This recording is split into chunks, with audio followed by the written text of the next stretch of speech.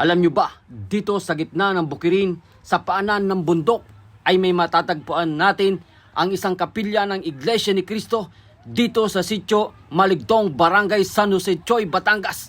Napag-alaman natin ang barangay chapel na ito ay ekstensyon ng nasabing bayan sa Toy, Batangas. Bagamat napakalayo ang agwat ng mga bahay dito, ay hindi hadlang sa mga kapatid na pumunta at magpasalamat at sumamba sa ating Panginoon Diyos. Malaking biyaya ang natanggap ng mga kapatid dito dahil meron na silang maganda at maayos na bahay sambahan. Ito na rin ay isang landmark dito sa lugar na to na siya namang talagang agaw atensyon sa ating mga kababayan. Ako, si Tenance Ray Rice, ang isang nag-uulat explorer na kung saan ay nandito tayo sa Batangas City, kung saan ay naghahanap tayo ng mga farm na pwede nating makunan ng mga kalakal tulad ng itlog. Ayan po, at napag-alaman natin sa malawak na lupain na ito, ang may-ari pala ay isa sa mga kapatid sa Iglesia ni Cristo. Kaya naman agad natin pinuntahan at nag-inquire tayo dahil isa sa po sa may-ari ng farm dito ng mga nangingitlog ng manok. Kaya ito sa isang mga dahilan kung bakit nandito tayo, dahil pag may nakuha tayong itlog ay siya namang dadalhin natin sa Maynila. Ayan, abangan ang iba pang mga detalye sa kwento kong ito. Ayan, ito mga kasama natin. Ayan, si Joshua. Ayan. So, napakaganda naman dito, no? Tahimik, tapos nakita may bundok na yan, no? Ayun, paahan ng bundok. Pero mapapansin mo yun doon, sa kabila.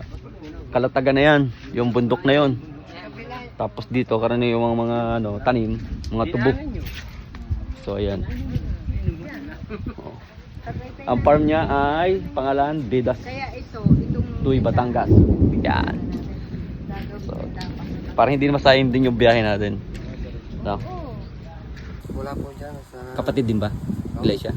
Anong pangalan dyan? Ano? May tungkulin sa... Ano? Benson na kasaya. Si Vinson. Oh, pakisa. Pero pupunta siya rito. Madalas. Napunta po dito. Nasa Maynila okay. po. Ako brad ay ano, iglesia ka rin. Opo. Ayun. Masigla. Ayun. So talaga namang to. Shoutout sa may-ari, mga kapatid natin diyan sa pananampalataya, no. So magi-inquire kami about sa pag ito. Sabi nga ni Kuya ay mga bagong dating yung mga manok, ano. Kumbaga mangingitlog pa lang. So sad, wala tayong makukuha. O kaya naman kukunin din natin yung contact number ni Kuya or yung sa may-ari. Kung sakali ay kung makakasundo sa presyo, di ba? Adi unang-una siyempre magtutulungan yung mga magkakapatid din sa pananampalataya, tama. So tutulungan natin silang ma-produce yung itlog nila, at siyempre naman hindi naman tayo pwedeng hindi nila talaga tulungan. Ang mahalaga diyan, boss, ay tutulungan tayo. Kung ano yung production nila, yun kukunin natin. Kung ano yung yan, pwede natin kunin lahat. Ano? So, magandang hapon sa'yo. Salamat. So ayan, hanggang dito na lang ang aking kwento at maraming salamat sa panonood, and God bless you all. Bye-bye!